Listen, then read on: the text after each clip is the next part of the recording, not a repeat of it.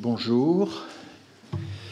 Nous allons commencer cette séance de séminaire qui donc accompagne le cours sur l'immigration en débat. Nous avons invité aujourd'hui Marie Veniard et Hugo Bréant. Là encore, ce sont deux présentations assez différentes, mais qui toutes portent sur le discours, le langage qui environne les migrations. Et il y a quand même quelque chose de commun, c'est que ça concerne les discours institutionnels sur les migrations. Je vais donner d'abord la parole à Marie Veniard, qui est donc à l'Université de Paris, qui est la fusion de Paris Descartes et de Paris Diderot, et qui est à l'unité de recherche EDA, Éducation, Discours, Apprentissage, qui est un ensemble assez important de chercheurs qui travaillent sur les questions d'enseignement du français, des apprentissages, mais aussi d'analyse du discours. Et Marie Veniard a à son actif toute une série de publications déjà signées ou co-signées sur des questions assez importantes. Vous pourrez trouver, je pense aisément sur Internet, l'article sur le multiculturalisme, la notion de multiculturalisme. Il y a un très bel article aussi, mais ça, elle va en parler. C'est sur comment on appelle ça, ces conjonctions, le mais, n'est-ce pas, une politique humaine mais ferme, ou ferme mais humaine. Et c'est le sujet qu'elle va traiter en profondeur aujourd'hui, avec, vous verrez, à la fois toute une documentation et aussi beaucoup de finesse. C'est pas simplement, parce que évidemment cette discipline décrit.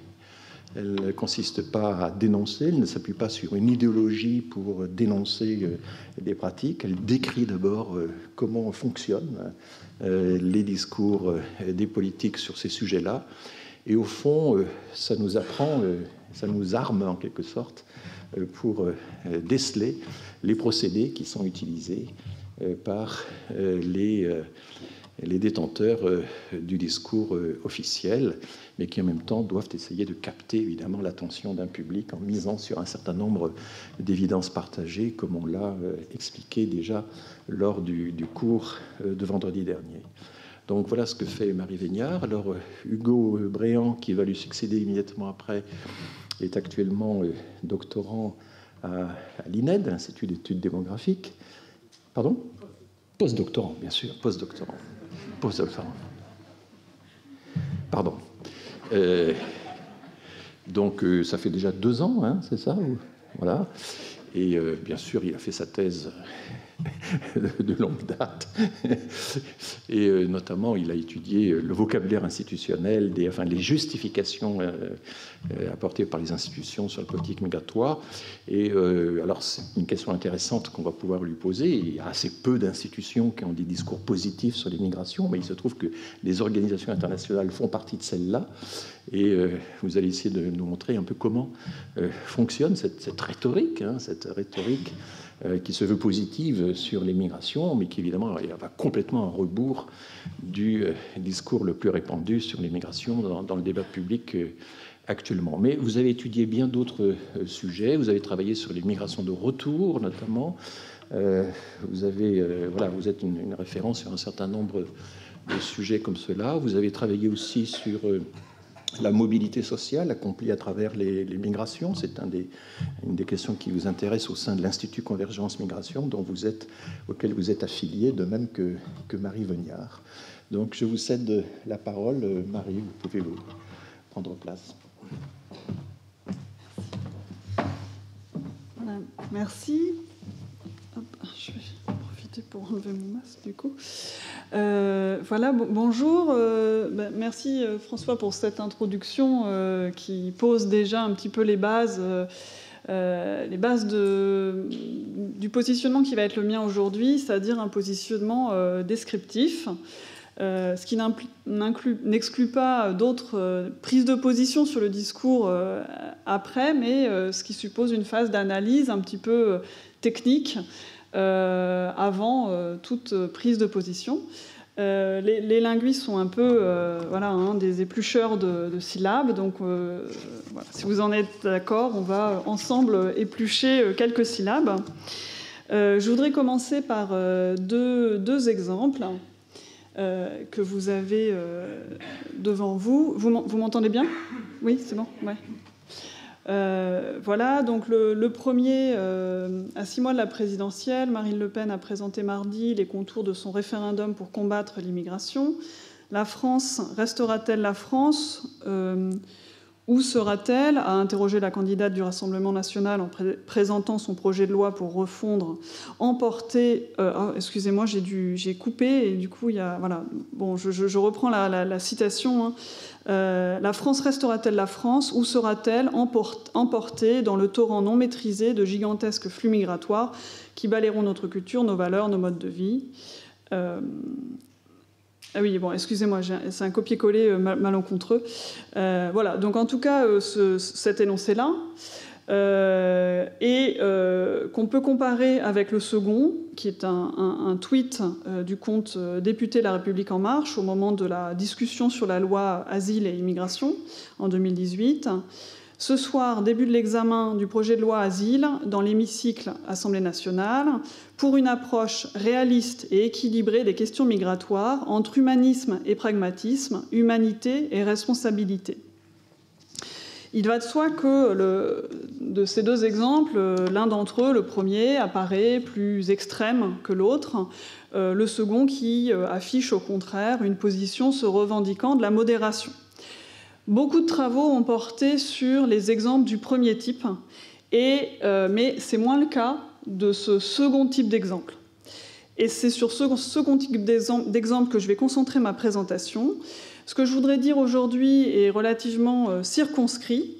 Je voudrais vous faire une petite courte introduction à ce qu'est la discipline que je pratique, l'analyse du discours, et développer de manière relativement approfondie un exemple que François Héran a évoqué, qui est celui de cette formule, cette loi qui se situe entre humanisme et pragmatisme. Ce que je voudrais vous faire saisir aujourd'hui, c'est la question de l'ordre du discours. C'est une formule de Michel Foucault. L'ordre du discours, c'est pour nous notre objet de recherche. Et ordre du discours, ça s'entend dans les deux sens du discours comme ordre, du discours configurant la réalité, mais ça s'entend aussi comme le discours qui connaît lui-même un ordre, une organisation propre. Et c'est ça vraiment qui m'intéresse. Quelle est l'organisation du discours? Comment il fonctionne? Voilà. Alors, le postulat de base en analyse du discours, c'est de dire le discours n'est pas la simple représentation de la réalité. Donc je vais évoquer une série d'arguments. Donc on dit aussi que le discours n'est pas transparent à la réalité. C'est-à-dire qu'il n'y a pas de lien biunivoque qui serait direct, qui serait non questionnable entre le discours et la réalité. C'est pour ça que devant des questions comme « faut-il dire migrants ou réfugiés ?» par exemple, l'analyse du discours n'apporte pas de réponse directe à cette question, mais replacerait cette question dans le champ argumentatif des rapports de force qui passent notamment par le discours. Alors, pour revenir sur le langage et réalité, il y a une formule que j'aime beaucoup de Pierre Cossa, qui est de dire que la langue, le langage et le monde sont inséparablement distincts. C'est-à-dire il y a un peu de l'un dans l'autre, il y a un peu de langage dans la réalité et il y a un peu de réalité dans le langage. Donc ça serait un premier argument pour dire que le discours n'est pas la simple représentation de la réalité. Le deuxième argument, c'est que le discours est collectif. Donc, quand on décrit le discours, on ne va pas chercher comment telle ou telle personne parle, mais on va se demander qu'est-ce qu'il y a de collectif dans la parole de telle ou telle personne. Collectif, ça peut être voilà, des groupes à différents degrés, en fait. Hein, mais donc, il y a cette idée que, malheureusement, on n'est pas complètement maître de son dire, selon la manière dont on l'exprime nous, et que tout discours est surdéterminé. C'est-à-dire que voilà, il y a quelque chose d'autre qui parle à travers nous. C'est le discours. Deuxième argument. Le troisième, c'est le lien entre le discours et l'action politique. Si on prend, si on observe un peu les pratiques de la vie politique, on voit bien qu'une partie de l'action politique, elle est discursive et qu'il s'agit de lutter pour s'approprier certains signes, s'approprier ou se réapproprier certains signes. Ou au contraire pour évacuer, en fait, évacuer de l'espace social tel ou tel signe, tel ou tel mot. Donc, comme le dit Michel Foucault, le discours n'est pas simplement ce qui traduit les luttes ou les systèmes de domination, mais ce par quoi on lutte, le pouvoir dont on cherche à s'emparer. Un dernier argument, donc quatrième, toujours dans cette question de rapport entre discours et réalité, c'est de dire que tout discours est traversé par d'autres discours. Donc c'est le cas des citations, des reprises, des allusions, de la mémoire des mots. Notre discours est émaillé de cette hétérogénéité et émaillé, des fois ça se voit par des guillemets, mais souvent ça ne se voit pas. Et le discours fonctionne comme ça. Donc vous voyez bien qu'on n'est pas dans une désignation directe de la réalité, mais qu'à chaque fois il y a ça fait un espèce de filtre. Ce filtre des discours autres qu'on côtoie. Pour le dire dans les mots de Bakhtin, je vais juste lire la partie en gras, le discours rencontre le discours d'autrui sur tous les chemins qui mènent vers son objet. C'est-à-dire à chaque fois qu'on prend une parole, on prend la parole pour parler d'un objet de la réalité, on rencontre les discours d'autrui qui ont déjà été tenus sur cet objet, mais aussi dans la perspective de Bakhtin, des discours qui pourraient être tenus, qui auraient pu être tenus, ou qui seront tenus, qui seront peut-être tenus. En tout cas, cette dimension des discours autres, elle est toujours présente. Dans les mots de Michel Pêcheux, on dit « ça parle toujours ailleurs, avant et indépendamment ». Voilà, c'est des postulats forts de l'analyse du discours. Donc ce que ça veut dire, ce que ça a comme conséquence, c'est que le contexte n'est pas uniquement formé de déterminations sociales ou historiques, mais que les discours font partie du contexte. Les discours qui circulent à un moment donné, à une époque donnée, font partie du contexte.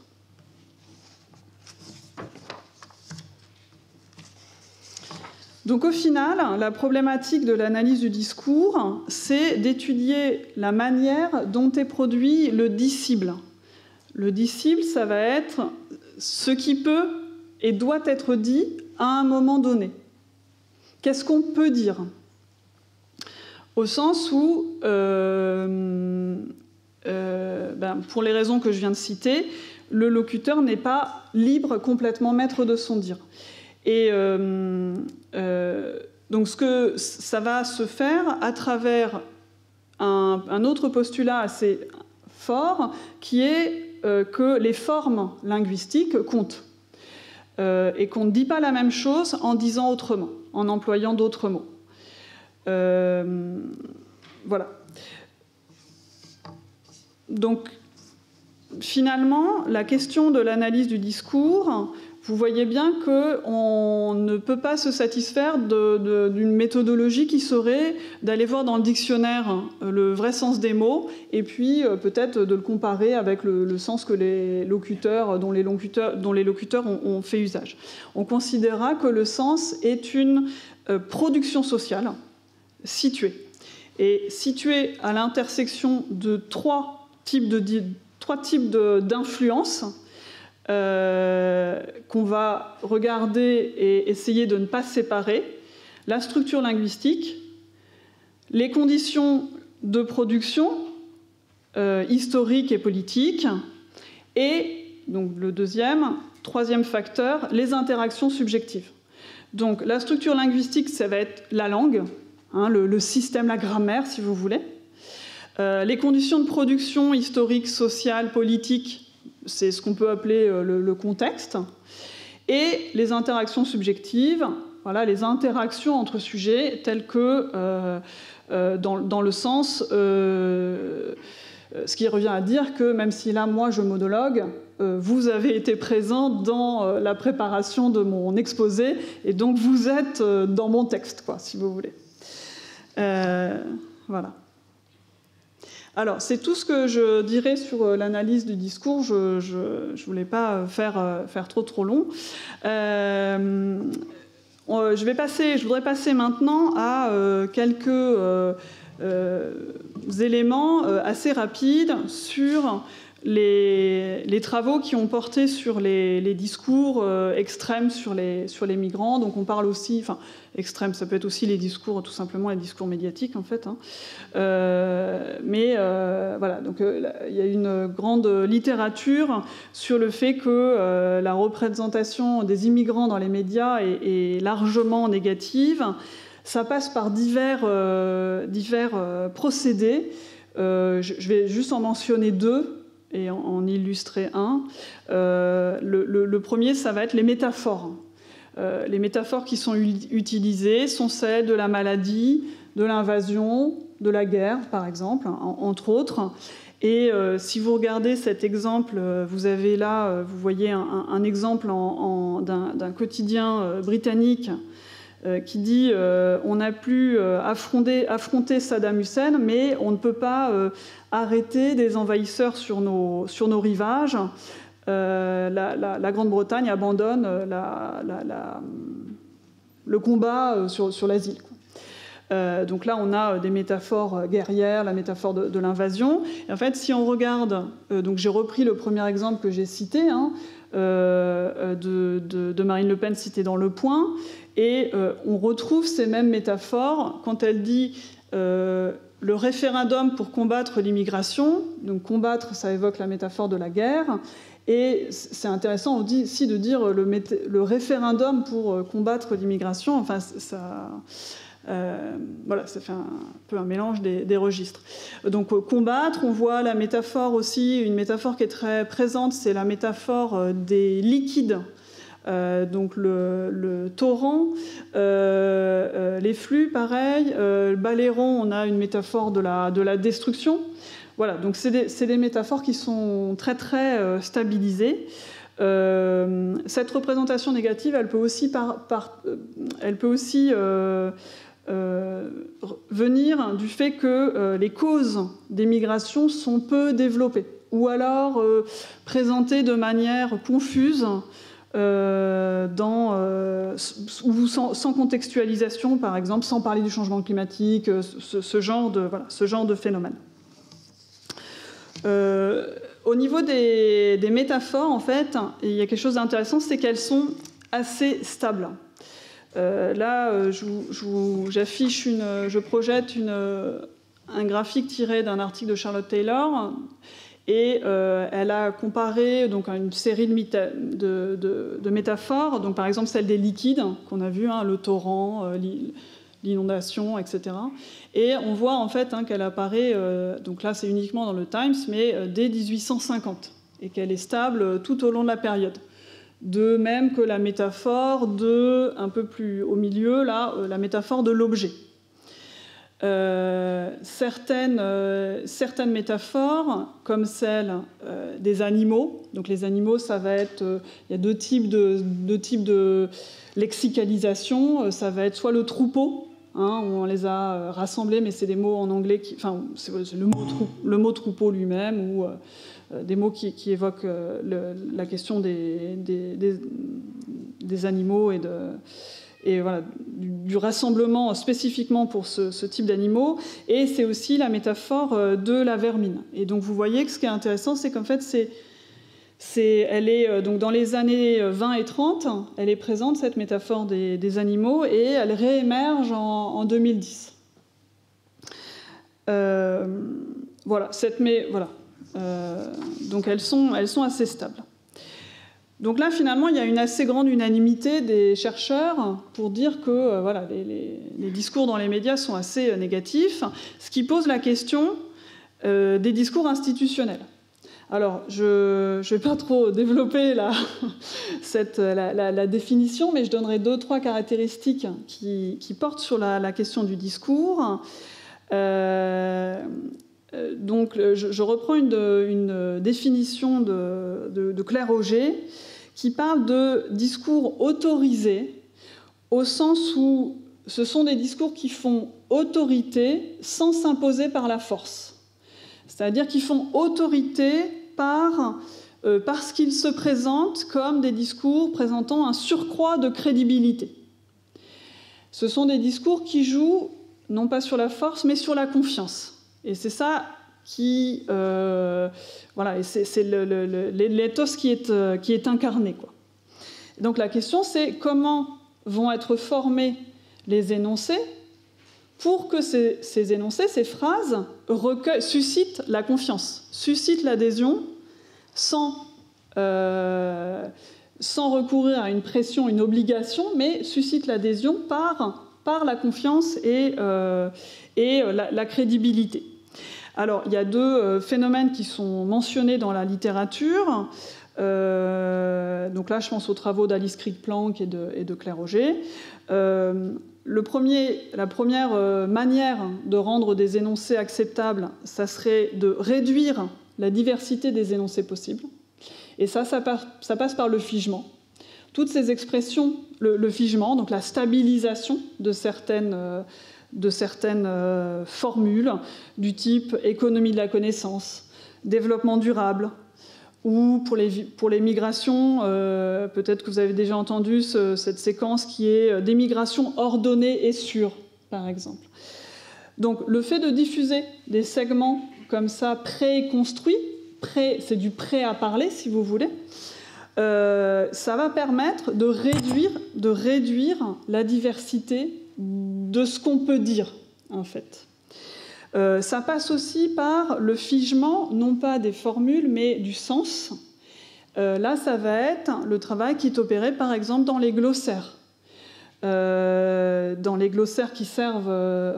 dans les glossaires, donc, par exemple, l'Union européenne a tenté de figer une définition d'intégration.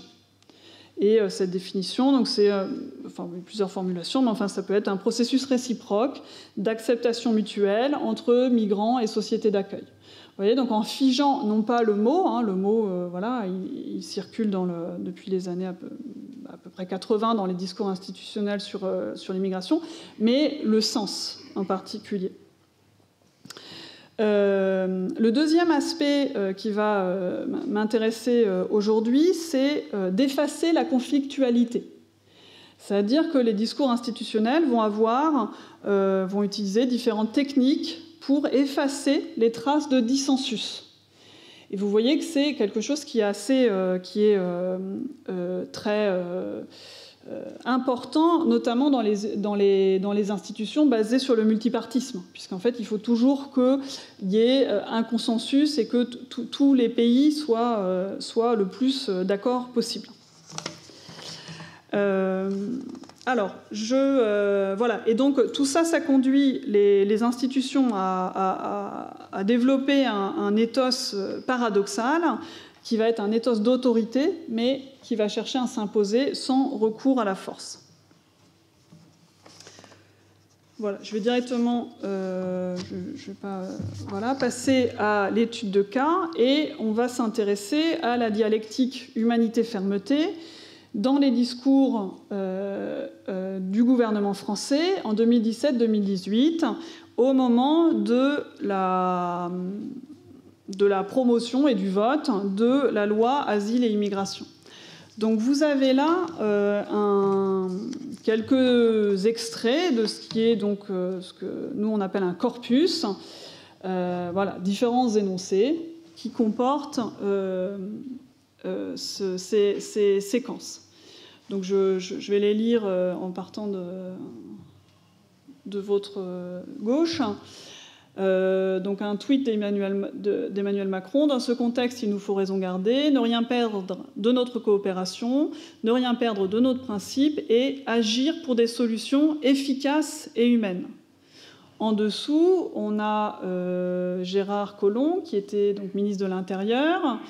Alors que je suis ici ce matin à Calais, j'ai tenu à accorder une interview à Nord Littoral. J'agirai ici avec fermeté et humanité.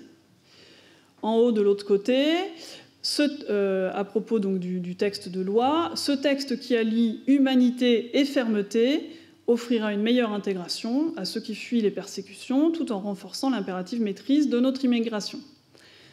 Plus bas, toujours au moment du débat de la loi, de l'examen de la loi, ce tweet que j'ai déjà lu, donc qui promeut une approche réaliste et équilibrée des questions migratoires entre humanisme et pragmatisme, humanité et responsabilité, etc.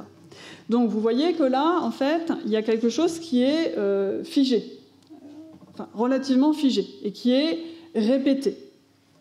Pour l'observer,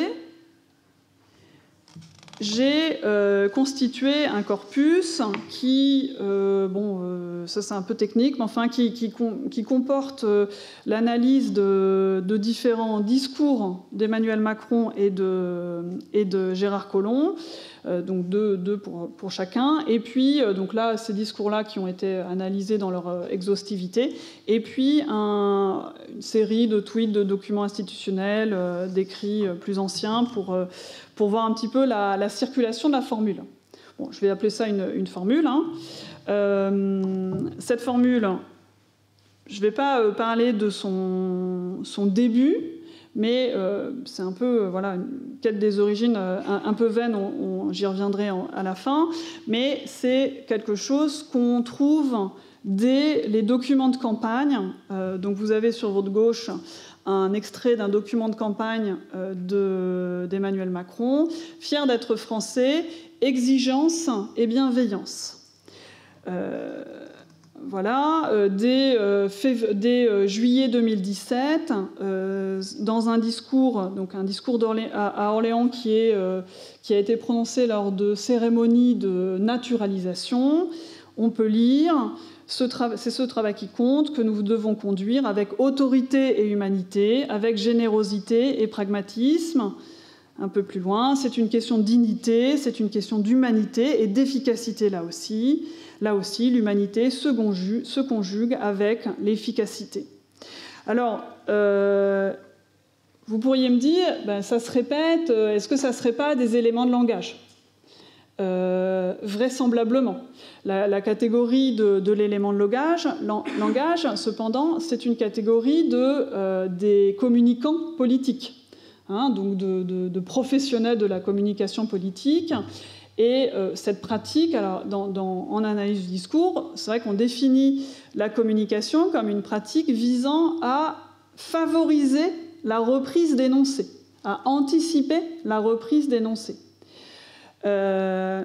Mais le fait que ça soit un élément de langage, ça n'empêche pas que quand on entend ça, efficacité, entre humanité et efficacité, il y a ce « et », mais on se dit, il y a quelque chose qui... Est-ce que c'est vraiment un « et » qu'il y a derrière ? Alors, ça, c'est la question que je me suis posée. Et donc, en fait, ça justifie de l'analyser, cette formule, en dehors du fait que ça soit vraisemblablement un élément de langage. C'est-à-dire, il y a quelque chose qui est de savoir comment ça fonctionne comme ça. Pourquoi Ce « et », on a l'impression que ce n'est pas tout à fait un « et ». Alors, pour l'analyser, je suis passée par la comparaison entre deux modes. Le mode élaboré, voilà, qui est un peu plus développé. Donc vous avez un exemple ici, donc ça c'est dans un même discours, donc avec humanité, avec clarté, mais là aussi dans un ordre que nous avons défini et entendons faire respecter. Donc vous avez des éléments comme ça, souvent avec mais d'ailleurs, mais vous avez des fois où c'est juste, voilà, c'est juste apposé à la file ou avec et qui ne signifie qu'une addition. Donc c'est ce que vous avez un peu plus bas. Ils attendent l'ordre, l'autorité là où elle doit être exercée, l'humanité à chaque instant. Vous voyez là, il y a juste des virgules, l'ordre, l'autorité, virgule, l'humanité. D'accord? Donc c'est une liste. Ce mode-là, bon, je l'ai appelé le mode formulaire, au sens où il est moins explicite, quoi. C'est un peu du tout fait. Alors, voilà, donc voilà, c'est ça, donc les deux modes. Bon, tendanciellement, on trouve le mode élaboré plutôt dans les discours publics et puis le mode formulaire plutôt dans les tweets, mais c'est pas une distinction. C'est pas une distinction ferme. Ce qui est intéressant, c'est que c'est la dimension de patron. Donc patron, ça veut dire qu'il y a comme un modèle. Et ce modèle, c'est deux noms ou adjectifs sans coordonnant ou avec « et » dans le mode formulaire. Mais ce qui est intéressant, c'est qu'il y a énormément de variations, en fait. Donc on trouve alors des petites variations, hein, on est vraiment dans des voilà. Mais on a, par exemple, on a vu exigence et bienveillance. Mais on peut avoir ordre, autorité et humanité, fermeté et justice, efficacité et humanité, pragmatisme et humanité. Dans l'autre sens, je reviendrai sur l'ordre, hein, on a humanité et pragmatisme. Vous avez aussi générosité et pragmatisme. Humanité, efficacité, humanité et dans le respect des lois de la République, ou courtoisie et fermeté. Alors, pourquoi comparer comme ça? Pourquoi faire des listes, en fait? Qu'est-ce que ça révèle, cette liste? Est-ce que c'est juste une variation? Bon, déjà, oui, on observe qu'il y a cette variation. Mais ce que ça fait... ça a un effet, en fait, sur les mots qui entrent dans le schéma, qui entrent dans le patron. Parce que du coup, vous voyez, si vous regardez par colonne, ben en fait, ça veut dire que exigence, c'est pareil que ordre, c'est pareil que fermeté, c'est pareil qu'efficacité, et c'est pareil que pragmatisme. Que si ça apparaît dans le patron au même endroit, quoi, vous voyez, dans le côté fermeté, eh bien, il y a quelque chose le patron fabrique une synonymie entre ces différents mots. Donc ça veut dire que vous avez justice égale humanité égale courtoisie. Ça veut dire que si ça rentre dans le patron, il y a quelque chose qui est synonyme. Alors évidemment, ce n'est pas des synonymes du dictionnaire, hein, mais c'est des synonymes en discours, qui sont créés par les discours. Mais si ça crée des synonymes, mais en fait, ça crée aussi des antonymes. Des antonymes, donc c'est l'inverse, c'est deux mots qui ont un sens contraire. Petit et grand, voilà, ont un sens opposé. Mais là, du coup, ça veut dire qu'en fait, devant cette sensation que, quand on dit efficacité et humanité, c'est pas comme quand on dit d'un café qu'il est doux et subtil. Il y a quelque chose d'un peu dissonant quand on dit efficacité et humanité. Comme si l'efficacité, c'était un peu le contraire de l'humanité. Et donc, du coup, ça veut dire que ça fabrique des antonymes, le patron fabrique des antonymes, et que vous avez, par exemple, justice qui va s'opposer à fermeté. Ou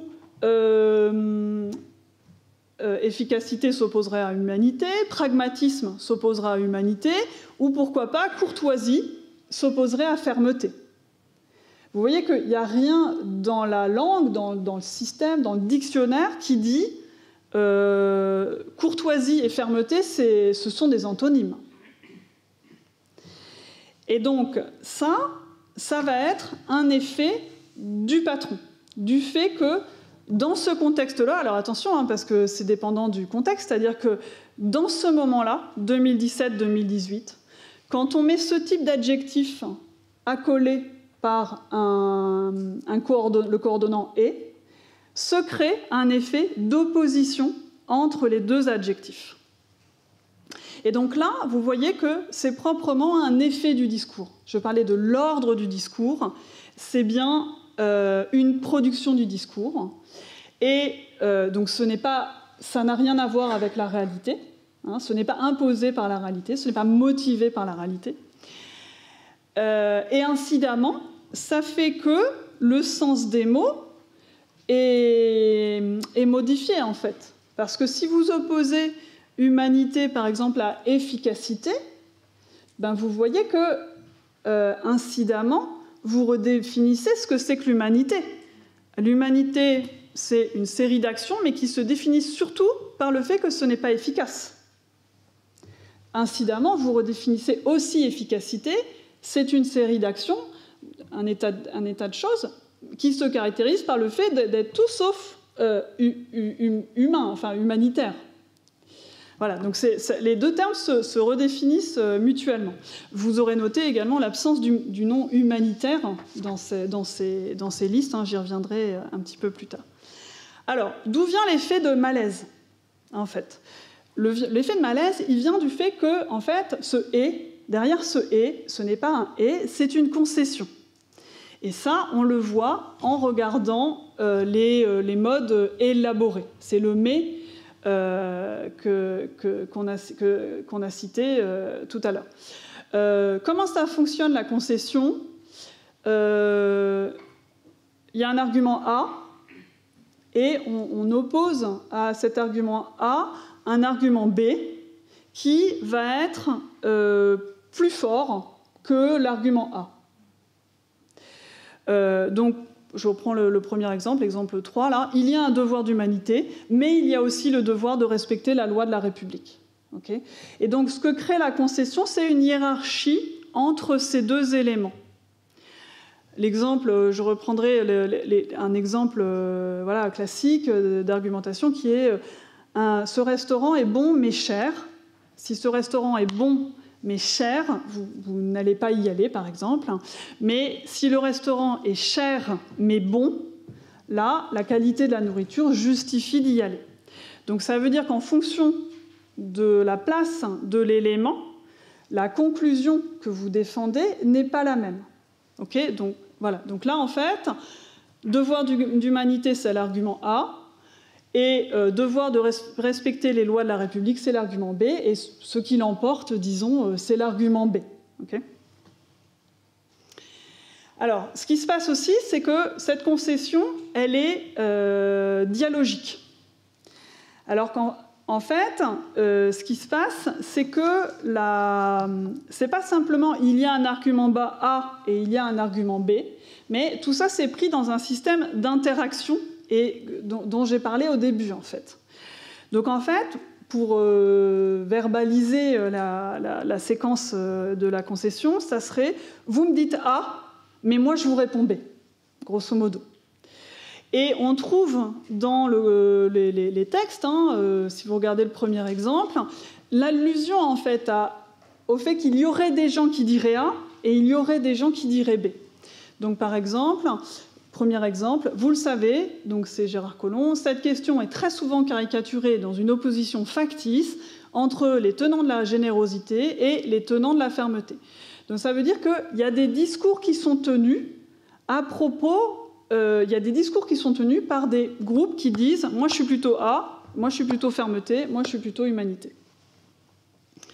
Alors dans le corpus, c'est le gouvernement qui dit B. D'accord ? On voit très clairement, il y a un ordre qui est très très régulier, c'est, pour faire vite, humanité, mais ordre de la République. D'accord ? C'est l'ordre qui est le plus souvent assumé par le gouvernement, et donc ça veut dire que la position qui est assumée, l'argument qui l'emporte, si vous voulez, c'est celui de la fermeté, de l'ordre, etc. Donc là, vous voyez, à chaque fois, j'ai mis en rouge voilà, les ordres, le côté ordre, mais voilà.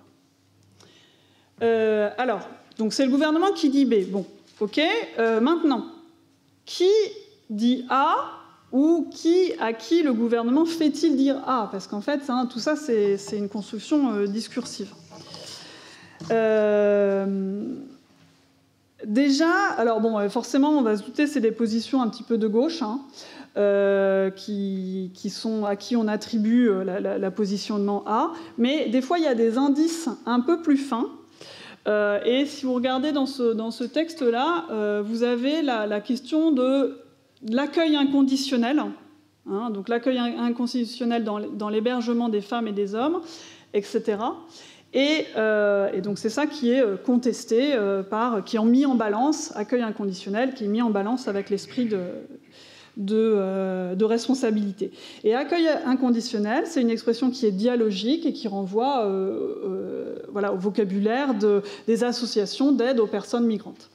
Donc finalement, ce A, celui qui tient la position A, ça serait, tel que c'est construit, ça serait les associations.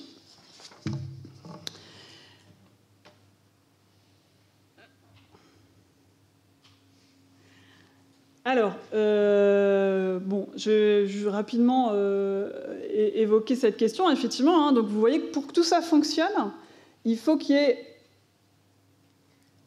Ok.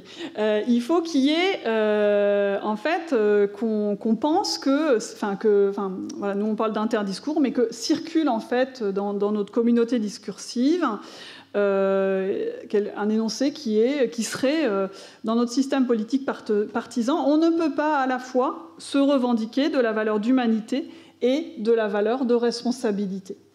Et donc du coup, quand le gouvernement dit on va faire entre humanité et fermeté, c'est une manière de s'opposer à ça, en fait, de s'opposer à cette espèce d'énoncé préconstruit. La question, évidemment, est-ce que ça marche de dire est-ce que la position du gouvernement qui est de dire on va faire entre humanité et fermeté, est-ce que ça marche en fait? J'ai déjà montré qu'il y a une concession. Enfin voilà, je vais montrer ça. Donc effectivement, ce qui se passe, c'est qu'on a vu qu'avec le mode élaboré, il y avait une concession. Et dans le mode formulaire, l'hypothèse que je défends, c'est que la concession n'apparaît plus, qu'elle est masquée par le « et », mais qu'en fait, elle est toujours sous-jacente. Et pourquoi, en fait, quel argument j'ai pour le dire? Eh bien, ça va être que, déjà, l'ordre. Il y a une grande unité. Quand le gouvernement reprend cette formule, c'est toujours efficacité, humanité et efficacité. Donc ça veut dire que l'ordre de la formule, il est similaire à l'ordre en mode élaboré. Donc ça veut dire qu'il y a une congruence dans les deux manières de dire. Mais ce qu'on voit aussi, c'est des effets pour neutraliser la hiérarchie entre efficacité et humanité. Et donc s'il y a des efforts pour neutraliser cette hiérarchie, c'est bien que cette hiérarchie, elle est perçue par les locuteurs qui tentent de mettre en œuvre des stratégies pour la neutraliser. Donc, par exemple, voilà, alors, dans certains discours, les locuteurs vont alterner. Ils vont faire beaucoup dans le sens normal, par exemple, dans ce discours du 16 janvier, beaucoup dans le sens humanité mais fermeté, donc c'est le sens normal. Puis à la fin, hop, on inverse l'ordre, l'autorité, l'humanité à chaque instant, et on termine sur humanité. Donc c'est un premier... voilà. Mais il y a des effets plus marquants où les locuteurs tentent de reprendre, je reprends l'expression à Roland Barthes, de tricher la langue. D'essayer de voir si on ne pourrait pas subvertir cet ordre que la langue nous impose, la succession linéaire des mots, en fait. Parce que c'est cette succession linéaire des mots, on est obligé de dire humanité et fermeté, ou fermeté et humanité. On ne peut pas dire, vous voyez, on ne peut pas les superposer à l'oral, on ne peut pas, en fait. Donc, on est bloqué par la linéarité. Donc, il tente, par exemple, des choses comme humanisme réaliste, de faire encore plus, de réduire la distance entre les deux pôles pour tenter de faire exister cette position intermédiaire, cette position d'équilibre entre les deux. Il y a aussi, alors peu, mais au moins un chiasme. Donc c'est ce que vous avez en bas, donc c'est un discours d'Emmanuel Macron, avec autorité et humanité, avec générosité et pragmatisme. Donc vous voyez, j'ai remis en bas, disons, avec les mots fermeté, humanité pour clarifier. On a fermeté, humanité, humanité, fermeté. Donc on a bien cette construction symétrique qui est celle du chiasme et qui, dans cette volonté de mettre les deux sens à la fois dans le même énoncé, ça dit bien quelque chose du fait que l'ordre des éléments, sens dans le sens d'ordre, l'ordre des éléments est bien signifiant et que cet ordre, il est signifiant et qu'on cherche à s'en échapper. Voilà, mais il y a toujours un pôle qui prime, puisqu'on doit toujours... la langue est comme ça, la langue nous force, et donc là, voilà, ça finit sur fermeté. Juste, voilà, je vais pour terminer, montrer quelques exemples pour souligner, en fait, la circulation de ce modèle et pour aussi montrer que ce n'est pas simplement Emmanuel Macron qui dit telle et telle chose. En fait, c'est très très large. Là, vous avez donc l'Organisation internationale des migrations et il parle d'une gouvernance plus efficace et plus humaine de la migration. On retrouve le patron. Ensuite, je vais juste lire les passages, mais là, vous avez, donc c'est récent, c'est le Maroc qui protestait contre la réduction du nombre de visas. Et vous voyez que donc c'est le chef de la diplomatie marocaine qui parle de la politique migratoire du Maroc, qui se fait avec une logique de responsabilité et d'équilibre. On retrouve, pareil, les deux éléments. Chez François Hollande, le fondement même de notre République, être ferme et en même temps être humaine. 2013. 2003, rapport de Thierry Mariani, la recherche constante d'un équilibre entre efficacité et humanité. C'est le même. Voilà. Après, on retrouve, mais pas avec la formule, mais ce même balancement entre humanité et fermeté, chez François Mitterrand, par exemple.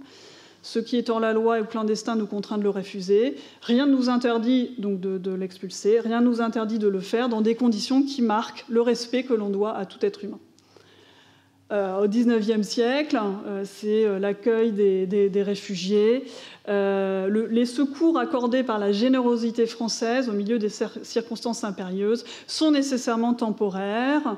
Toujours généreuse et bienfaisante, l'administration veut l'être à propos et en connaissance de cause, donc une espèce de restriction de l'accueil. Donc évidemment, ça s'articule avec la question de asile et migration, de distinguer les deux et de faire des profils du bon réfugié et du mauvais migrant. Donc là, je renvoie aux travaux d'Hélène Thiollet, de Karen Akoka, Michel Agier, qui ont montré ça. Et d'une certaine manière, c'est une autre manière de le montrer avec des données langagières. Parce qu'en fait, dans les textes, je ne vais pas montrer d'exemple, mais l'efficacité, c'est pour les migrants, et puis l'humanité, c'est pour le respect du droit d'asile.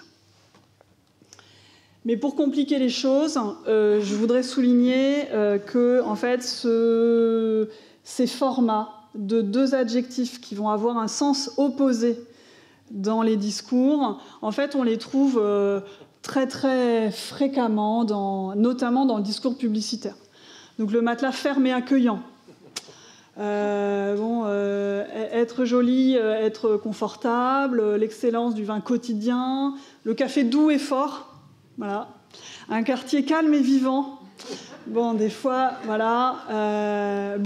Et en fait, il y en a énormément. Et donc, c'est pour dire que c'est aussi quelque chose qui est très ancré dans la langue. C'est pas une invention des communicants. Tous ces mouvements d'équilibre, de réciprocité, etc., c'est caractéristique de discours institutionnels. J'ai appelé ça la rhétorique de l'équilibre, mais je vais m'arrêter là pour pas trop dépasser. Hein. Voilà, les droits et des devoirs, etc. Et donc, pour finir, j'espère que j'ai pu illustrer la question du discours comme ordre configurant et comme matériaux ordonnés. Merci.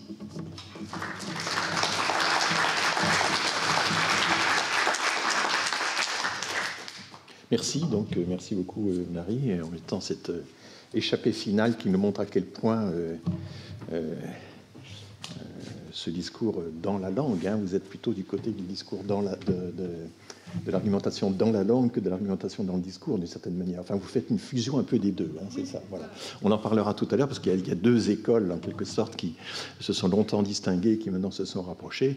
Est-ce que c'est dans le langage que sont, en quelque sorte, incorporés, ancrés, ces connecteurs qui ont, comme mais, comme et, comme etc., qui ont une valeur argumentative très forte, ou est-ce que c'est le contexte qui fait l'argumentation? On discutera de tout ça tout à l'heure. Et donc, Hugo, vous préférez rester assis ou vous voulez monter à la tribune? Très bien. Merci.